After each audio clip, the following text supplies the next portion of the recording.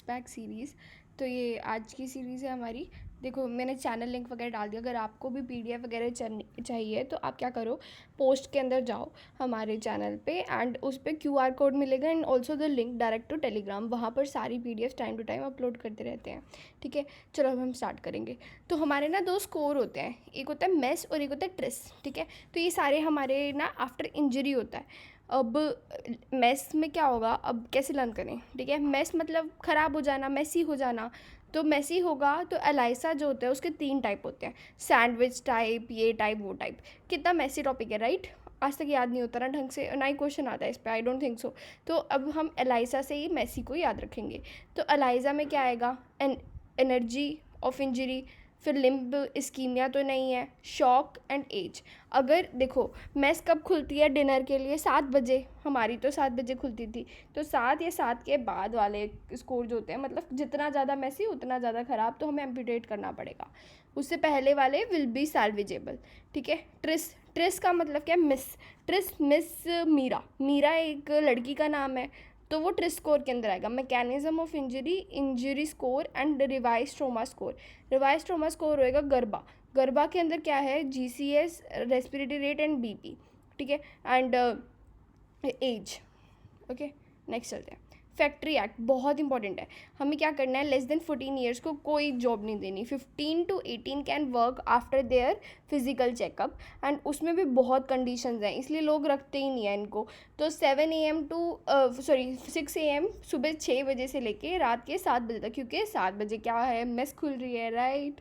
और 6 AM to 7 PM करेंगे हम, 4.5 के लिए काम करवा सकते हैं, 4.5 आवर्स पर डे। ठीक है, ऐसा नहीं है कि इतनी देर तक काम करा रहे हैं, नहीं नहीं, सिर्फ 4.5 आवर्स के लिए काम करा सकते हैं। एंड लीव देनी है हर 15 दिनों में, एंड वो क्या कर सकते हैं, इकट्ठी 40 डेज़ की भी लीव ले सकते हैं। ठीक है, अडल्ट के अंदर क्या है, मैक्सिमम लगा लो जैसे 7 दिन होते हैं हमारे हफ्ते में, तो उसमें से पूरे 2 दिन 48 आवर्स पर वीक गया। ठीक है, तो वो होता है हमारा लिमिट ऑफ द वर्क, कितना हम करा सकते हैं। अगर वो ओवर वर्क करना चाहता है ना, तब भी it will be just 60 hours. ठीक है, उससे ऊपर नहीं होगा। 60 मिनट से 60 आवर्स याद रख लेना, एंड 2 दिन गए पूरे हफ्ते में से, ऐसा टोटल टाइम मिलाकर। पैटर्निटी, वो मैटर्निटी लीव में क्या होता है कि अगर कोई प्राइमी है तो उसको हम 12 to 26 वीक्स की लीव दे सकते हैं। अगर उसका 2 बच्चे ऑलरेडी जी रहे हैं, फिर अडॉप्टेड है, तो 12 हफ्ता। ठीक है, तो हमने क्या क्या लर्न किया, सुबह 6 बजे से 7 बजे, 7 बजे तो मैं स्कूल रही थी, 4.5 आवर्स पर डे। ठीक है, 15 डेज़ एंड 40 डेज़ के लिए लीव, फिर उसके बाद 2 दिन को गायब कर दो। अडल्ट के केस में ओवर टाइम करना है तो भी 60 से ऊपर नहीं आएगा। फिर उसके बाद प्राइमरी के अंदर 12 to 26, बाकी सब में 12। अब स्टाफ ओरियस के बारे में पढ़ते हैं। स्टाफ ओरियस क्या है, वो हर चीज़ कराता है, पता है वो ना, कोएगुलेज पॉजिटिव होते हैं, ये हमें भी पता है, क्योंकि जो नेगेटिव होते हैं वो उसको बोलते हैं कौन। एक नई बात मैंने कल पढ़ी थी कि जो हमारा एपिडर्मिस होता है ना, सेफाइलोकोकस वाला, वो उसको हम एक और चीज़ बोलते हैं, दैट इज़ योर एल्बस।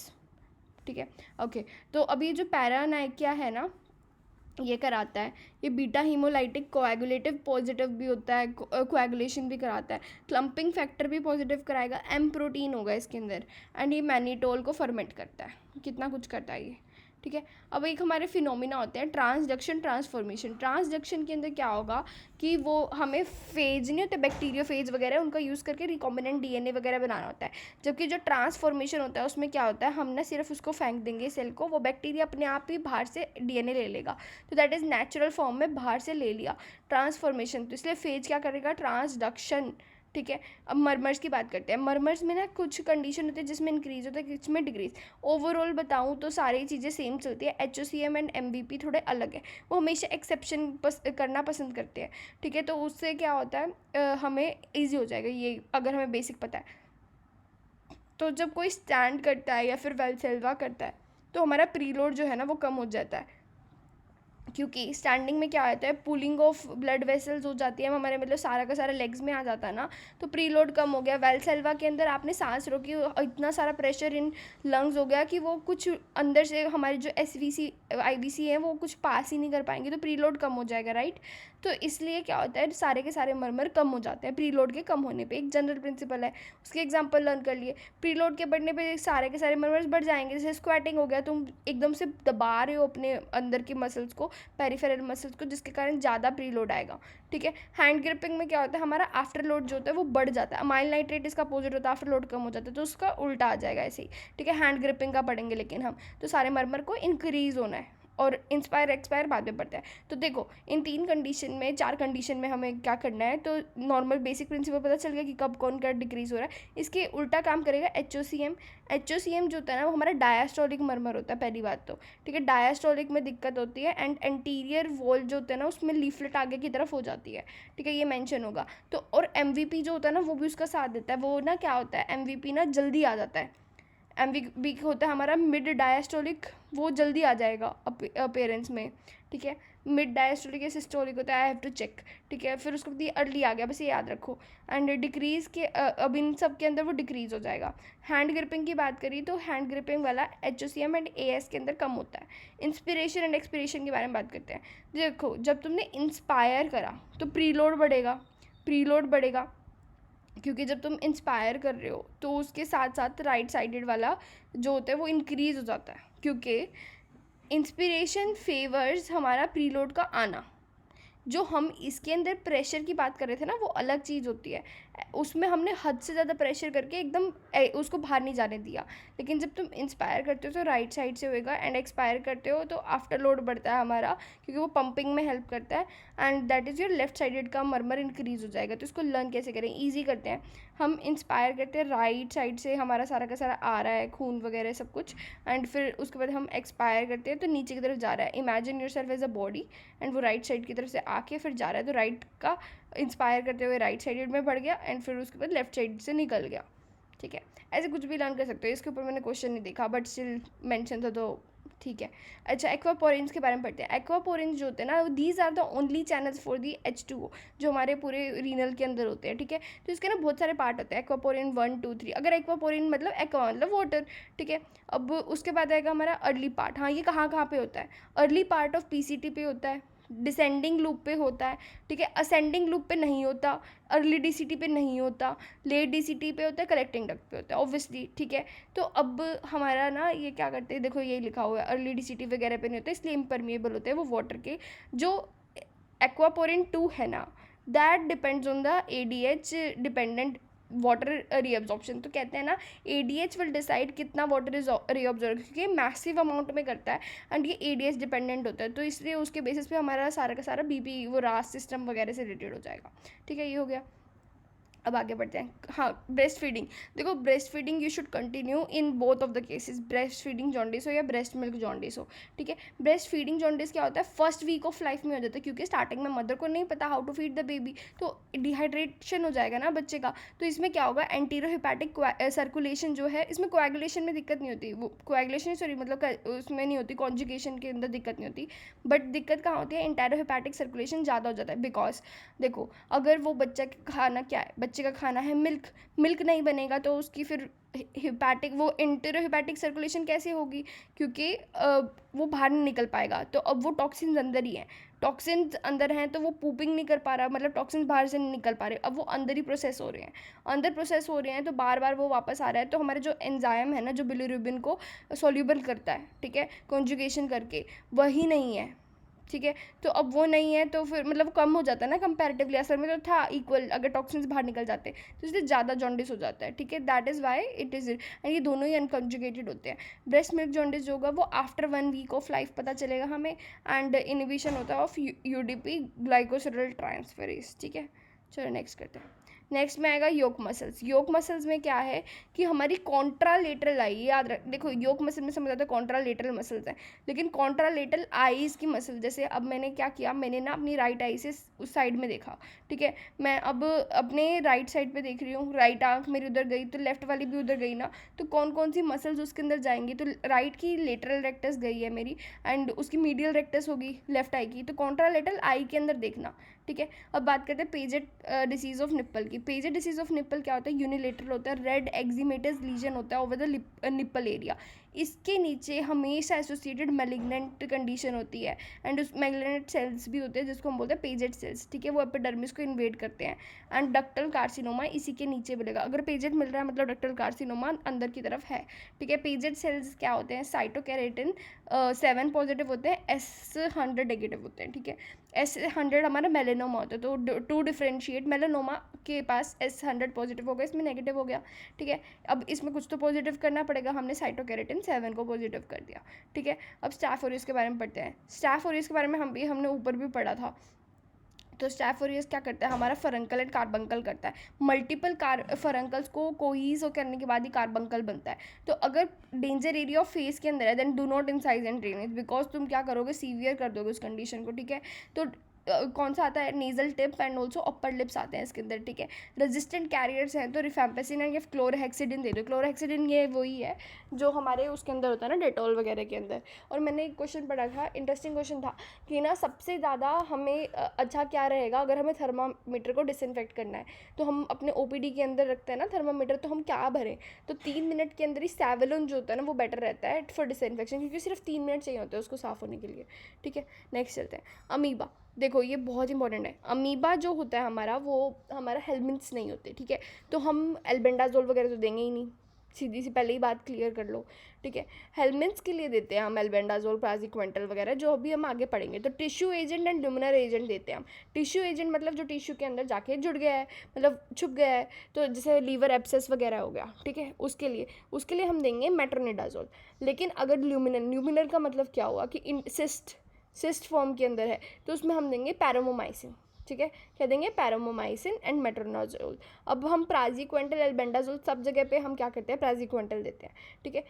लेकिन हमारे जो एल्बेंडाजोल होते हैं मतलब बेंड कर सकते हैं, कौन कर सकते हैं, राउंड वाले निमेटोड्स जो होते हैं हमारे वॉर्म्स नहीं होते हैं, राउंड वॉर्म्स, पिन वॉर्म्स, ये सारे, उसमें एल्बेंडाजोल देंगे इसलिए, ठीक है, क्योंकि वो बेंड हो सकते हैं। एंड ट्राइक्लेमेंडाजोल जो होता है वो लीवर फ्लूक के लिए देना, ये याद रखना, फिशोला हेपेटिका बोलते हैं ना इसको, ठीक है। आगे करते हैं, तो विट्रो अगर मैक्युलर ट्रैक्शन दिया होगा तो विट्रेक्टमी करना है, ठीक है, ये कंडीशन याद रखना। सैंड फ्लाई जो होती है वो लिशमैनिया और आया ऑरेंशिया एंड चंदेरी फीवर कर सकती है। एंड ब्राउन ट्यूमर कौन होता है, वो हमारा ग्लोमस ट्यूमर में पल्सेशन एंड ब्लांचिंग होती है ऑन प्रेशर, सीगल जब स्पेकुलम से आप करोगे। अब हम पढ़ते हैं स्ट्रासबर्ग को पढ़ते हैं, तो इसमें क्या होता है, ABCDE, ठीक है, 5 पार्ट होते हैं इसके। A4 क्या होता है, एक्सेसरी डक्ट का लीक होना, ठीक है। सबसे पहले हमने लीक कराया एक्सेसरी डक्ट से, हमने पहले सोचा कि अब मुझे कुछ तो ख़राब करना है, बट मैं क्या ख़राब करूँ कि असल में ख़राब भी ना हो, तो हम एक्सेसरी डक्ट से लीक करा दिया। फिर B4 ब्लॉक, ठीक है। अब हमने क्या किया, कोई लीक नहीं, हमने सीधा ब्लॉक करा दिया कि कुछ नहीं हो, ब्लॉक हो गया। फिर उसके बाद हमने लीक कराया अब एबरेंट डक्ट से, पहले एक्सेसरी डक्ट थी, अब एबरेंट मतलब एबनॉर्मल डक्ट है, ठीक है।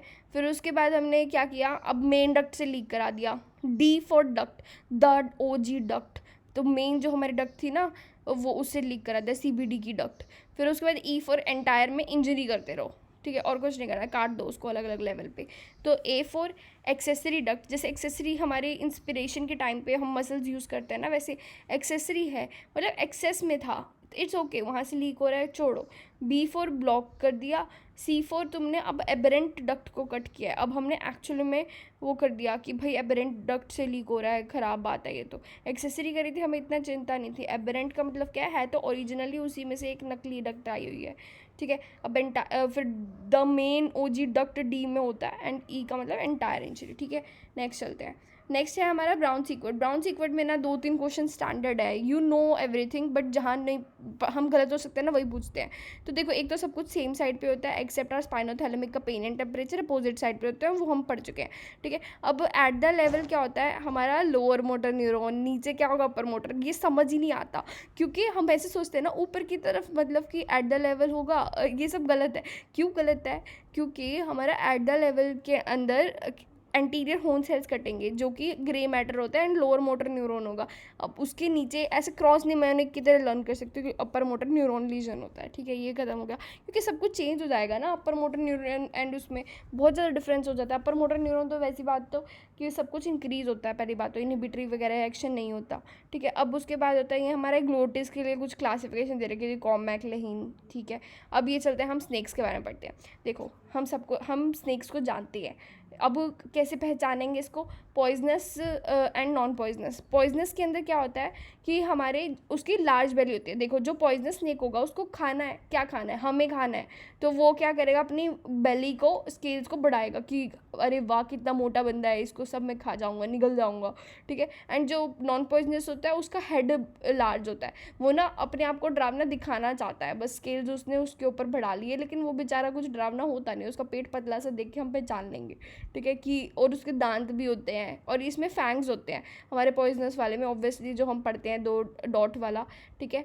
और फिर उसके बाद कंप्रेस टेल होगी हमारी पॉइजनस में, एंड ऐसा कुछ नहीं होता हमारे नॉन पॉइजनस में, क्योंकि देखो उसकी बेली इतनी मोटी होगी, अब उसको कहीं से तो पतला होना पड़ेगा ना, तो टेल कंप्रेस कर लिया उसने, सारा का सारा उसने मांस अपना दे दिया बेली में, क्योंकि वो हमें खा जाएगा, ठीक है। फिर अब इसमें कौन कौन से होते हैं, वाइपर, वी फॉर वैस्कुलोटॉक्सिक, फिर क्रेट एंड कोबरा हो जाएगा न्यूरोटॉक्सिक, एंड सी स्नेक होते हैं हमारे मायोटॉक्सिक। फिर हम बात करते हैं नई पहल के बारे में। नई पहल में क्या होता है, हम ना कॉन्डम बांटते हैं, माला एन देते हैं, एंड यूपीटी किट्स देते हैं, साथ में हमारी ई पिल्स भी देते हैं, ठीक है, ये भी याद रखना। डैम्पा एंड छाया होता है हमारा मिशन परिवार के अंदर। छाया सी से छाया, सी से सेंट क्रोमेन, डैम्पा हो गया हमारा, ठीक है, ये डैम्पा को ही आंतरा बोलते हैं, ओके। फिर उसके बाद देखते हैं हम सी एल एल का ट्रांसफर, अगर रिक्टर ट्रांसफॉर्मेशन लिखा है तो that is your diffuse large B cell, ठीक है।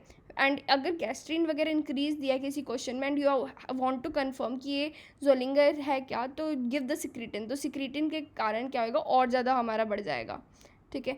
नेक्स्ट देखते हैं जीडीएम बेबी। जीडीएम बेबी क्या होता है, पॉलीसाइथीमिया होता है, उसके अंदर हाइपोग्लाइसीमिया होता है, ठीक है, और हाइपोकैल्सीमिया, सब कुछ हाइपो मिलेगा, पॉलीसाइथीमिया के कारण हाइपरबिलिरुबिनेमिया हो जाएगा। देखो हाइपोकैल्सीमिया ना हमें बहुत बहुत कॉमन है, हाइपोकैल्सीमिया, हाइपोमैग्नीशियमिया भी साथ में ही हो जाएगा, ठीक है। वीएसडी मोस्ट कॉमन होता है, ओवरऑल पूछे तो caudal regression, and most specific पूछे तो टीजीए होता है हमारी, ठीक है। नेक्स्ट चलते हैं मिलीरिया। मिलीरिया क्या होता है, हमारी जो इक्राइन जो डक्ट होती है ना स्वेट ग्लैंड्स की, वो ब्लॉक हो जाएंगी, ठीक है। तो ये क्रिस्टलाइन हो सकता है, रूब्रा हो सकता है, या फिर प्रोफंडा हो सकता है। क्रिस्टलाइन मतलब ऊपर की तरफ होगा, ठीक है, तो स्ट्रेटम कॉर्नियम के अंदर होगा, कॉर्निया क्रिस्टल, एंड रूब्रा जो है एपिडर्मिडिस के अंदर हो गया, एंड डर्मो एपिडर्मिस जंक्शन मतलब सबसे अंदर प्रोफंडा हो जाएगा।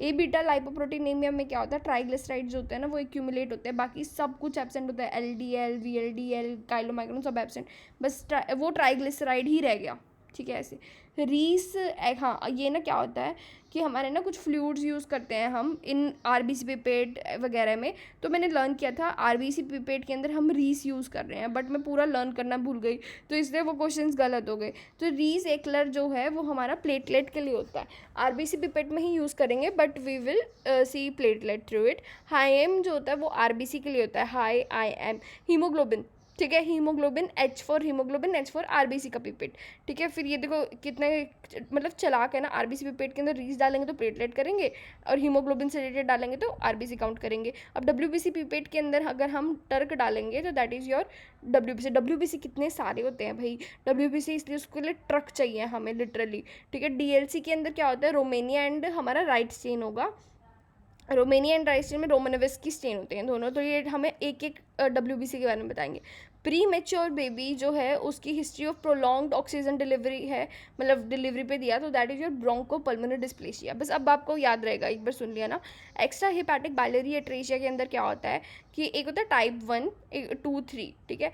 तो जो टाइप 1 वाला होता है ना, देखो ट्रायंगुलर कोड वगैरह you will be like able to recognise कि हमारा बाइलरी एट्रेशिया है, क्योंकि कॉन्जुगेटेड के अंदर आएगा, बच्चों में दे रखा होगा, हीडा स्कैन वगैरह इसका सेंसिटिव होता है, ये सब हमें पता है, ठीक है। लेकिन हमें क्या नहीं पता है कि टाइप 1 एंड टाइप 2, 3 के अंदर हमारी सर्जरी अलग होती है। टाइप 2, 3 के अंदर कसाई प्रोसीजर करता है, जो कि हमारा होता है हिपैटिक पोर्टोजुजुनोस्टोमी, ठीक है। इसमें एक्चुअली नॉट वेरी कसाई, मतलब पोर्टल को हमने जुजुनम के अंदर डाल दिया हिपैटिक से लेके, एंड अगर हमारा only CBD is involve, that is your type 1, तो वो लिखेंगे साफ साफ कि सिर्फ सीबीडी इन्वॉल्व है बाइलरी में, जो मतलब ट्रू है उसके नाम से। एक्स्ट्रा हिपैटिक बाइलरी एट्रेशिया में सिर्फ बाइलरी एट्रेशिया हुआ है, तो दैट इज़ योर हिपैटिको जुजुनोस्टोमी, नाम छोटा। 2, 3 में बड़ा नाम हिपैटिको पोर्टो जुजुनोस्टोमी, ऐसे, ठीक है।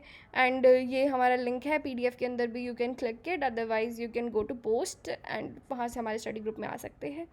And thank you so much, किसी और वीडियो के साथ मिलते हैं, बाय।